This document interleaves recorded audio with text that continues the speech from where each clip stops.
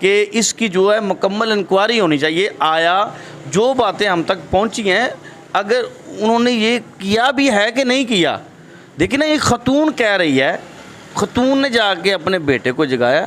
یہاں پہ آپ دیکھتے ہیں آج صبح سویرے جڑاں میں ایک انتہائی افسوسناک واقعہ پیش آیا جس میں مسیحی نوجوانوں نے قرآن پاک کی بے حرمتی کی. اس کے بعد کیا ہوا, ہمارے ساتھ سینئر صحافی تجزیہ کار جناب رانا شاہ صادق صاحب موجود ہیں, تو ہم ان سے جانتے ہیں. جی جی استاد جی, بالکل بڑا افسوسناک یہ واقعہ پیش آیا ہے.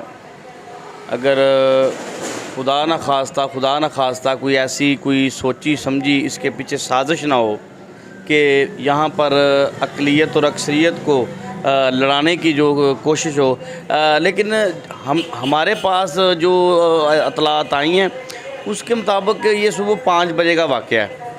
تو 5 بجے یہ کرسچین نگر کے ساتھ ہی یہ سٹی جڑاں والا تھانہ کا حدود میں ہے. تو ایک خاتون گئی ہے, اس نے دیکھا ہے ایک مسیح جو نوجوان ہے, ایک کا نام راجہ ولد سلیم ہے, ایک کا نام راکی ولد سلیم ہے. تو انہوں نے قرآن پاک کی معذلہ جو بے حرمتی کی, کچھ اوراق پر نازیبا الفاظ لکھے ہوئے تھے. تو اسی خاتون نے جا کے اپنے بیٹے کو جگایا اور اس کو بتایا کہ بیٹا یہ دیکھو یہ جو کرسچین ہیں یہ ایسے ایسے کر رہے ہیں. تو اسی بابت کچھ لوگ گئے ہیں. تو ہماری جو اطلاعات ہے جو ہمیں پتہ چلا ہے, کچھ لوگ گئے ہیں جا کے, وہ جو انہوں نے کہا کہ ہم جو ہے قانون کو اپنے ہاتھ میں نہیں لیتے, تو ہم پولیس اسٹیشن میں جاتے ہیں. تو وہ پولیس اسٹیشن میں گئے ہیں. 5 بجے کا واقعہ ہے, 6 بج گئے, 7 بج گئے, پولیس کی طرف سے کوئی ایکشن نہیں ہوا. تو آپ جانتے ہیں کہ وہاں پر جو اسسٹنٹ کمشنر تھا, جو ایس سی تھا, وہ بھی شوکت مسیح کے نام سے وہ مطلب کہ وہاں پہ تعینات تھا. تو جب تھانے 9 بج گئے, 10 بج گئے, پھر 11 بجے آپ نے وہ ویڈیوز دیکھی ہیں کہ ان ویڈیوز میں ایک بندہ اعلان کر رہا ہے اور مسلمانوں کی غیرت ایمانی جگا رہا ہے. تو جب وہ اعلان کرتا ہے تو لوگ مشتعل ہو گئے اور باہر نکل آئے. تو 12 بجے تک کوئی ایسی صورتحال نہیں تھی.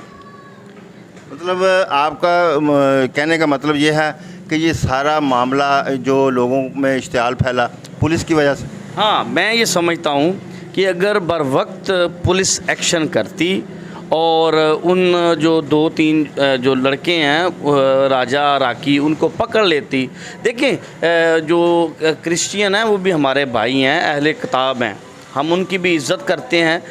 بائبل ہماری جو کتاب ہے ہم مانتے ہیں, بائبل کو بھی مانتے ہیں.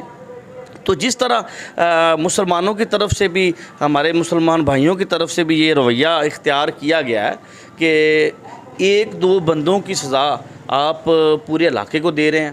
کرسچین جو لوگ ہیں وہ کرسچین نگر کے نام سے علاقہ جانا جاتا ہے. وہ پورا جو علاقہ ہے وہ پوری ایک مطلب کہ سمجھ لیں کہ ایک محلہ ہے کرسچین نگر, وہاں پہ سارے مسیح بھائی رہتے ہیں. تو مطلب ان کے گھر جلانا, پھر آپ نے دیکھا ہے کہ وہ جو چرچ کے اوپر چڑھ کر کچھ لوگ صلیب کو اتار رہے ہیں, کچھ کر رہے ہیں, کچھ گھروں کو آگ لگا رہے ہیں. یہ مناسب بات نہیں ہے.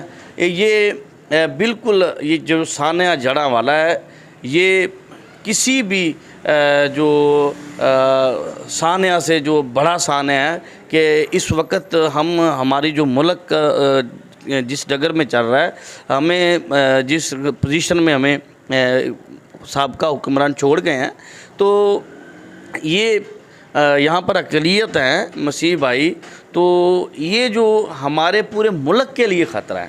تو बर वक्त जो है मैं समझता हूँ कि कानून को हाथ में नहीं लेना चाहिए, कानून की हुक्मरानी को कायम रहना चाहिए। तो सबसे जो नाअहली है, ये जो सारा सानिया रूनुमा हुआ है, ये सिर्फ़ और सिर्फ मकामी पुलिस, मकामी SHO की गफलत की वजह से हुआ है।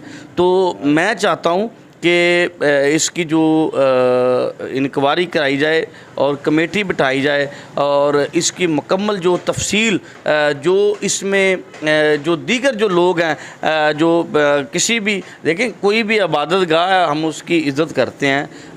हमारे नबी पाक सल्लल्लाहु अलैहि वसल्लम ने ईसाइयों को मस्जिद नबवी में इबादत करने का जो मौका दिया, आप समझते हैं। तो इसी हवाले से जो चर्च हैं वो उनकी इबादत गाह हैं, जैसे हमारी मस्जिदें हैं।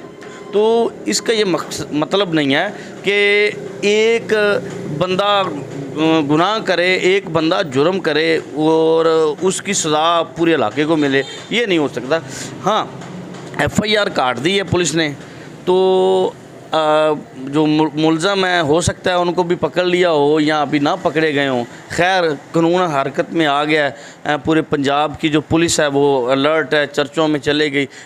खैर हमारे शहर में तो अल्हम्दुलिल्लाह ऐसी कोई सूरत हाल नहीं, बड़े अच्छे तरीके से, बड़े सलीके से हम रह रहे हैं। तो जिन लोगों ने ये आग लगाई है या तोड़ फोड़ की है, क्या उनके खिलाफ भी कोई कार्रवाई होगी? जी बिल्कुल, मैं समझता हूँ कि जिन लोगों ने उनके मुक़द्दस मकामात की जो तोड़ फोड़ की है, उनको आग लगाई है, और वो मुसलमान हैं या ईसाई हैं, कोई भी हमारा दीन जो इस चीज़ की इजाज़त नहीं देता। तो मैं यही कहूँगा कि जिन लोगों ने जलाई है उनको भी इसकी सज़ा मिलनी चाहिए। तो आखिर में मैं यही कहूँगा कि हम पाकिस्तान के दो रंग हैं, परचम के दो रंग हैं, एक सब्ज़ और एक सफ़ेद। तो सब्ज़ जो रंग है वो मुसलमानों का है और जो सफ़ेद है वो अक़लियत का है।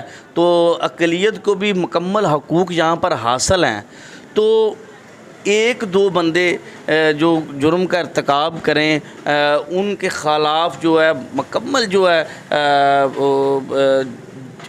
उन्होंने बेहुरमती की है हमारी मुक़द्दस किताब की, कुरान पाक की, उनको सज़ाए मौत होनी चाहिए और उन जो रत्ती बराबर भी रायत नहीं बरतनी चाहिए जिन्होंने ये घिनौना जुर्म किया है, हमारी मुक़द्दस किताब कुरान पाक की बेहुरमती की है, नाज़ेबा अल्फाज लिखे हैं और आग और सरकार सल्लम की शान में गुस्ताही की है। पीछे भी आपने देखा कि यहाँ ये इटां वाली गाँव में भी एक ये सानिया हुआ था और आसिया बीबी वाला, तो आपने भी रिपोर्टिंग की, देखा सारा कुछ, सारे मामला देखे। तो उस पे भी बहुत सारे मुल्ला, बहुत सारे आलम दीन उन्होंने अपने अपने ख्यालात का इज़हार किया। खुदा जानता है कि कौन सच्चा है कौन झूठा है। तो ये भी सूरत हाल हम देख रहे हैं जड़ा वाले की, जितनी हमें हमारे पास तफसील आई अभी तक, उसमें जो ज़्यादातर जो है एक तो हो सकता है कि उन्होंने भी इस गुरूर में ये जुर्म कर लिया हो कि यार एसी तो साडा लगा है, तो ज़ाहिर है कि एसी जड़ा वाला लगा है, शौकत मसीह है, अक़लियत से है। हमारे मुल्क पाकिस्तान में मेजर भी हैं, कैप्टन भी हैं, SC भी हैं, DC भी हैं, सिख, ईसाई, हिंदू, मुकम्मल जो हकूक़ हासिल हैं, जो हमें हकूक़ हासिल हैं वही हकूक़ उनको हासिल हैं। और मैं यही कहना चाहता हूँ कि इसकी जो है मुकम्मल इंक्वायरी होनी चाहिए। आया जो बातें हम तक पहुँची हैं, अगर उन्होंने ये किया भी है कि नहीं किया, देखिए ना, एक ख़तून कह रही है, ख़तून ने जाके अपने बेटे को जगाया।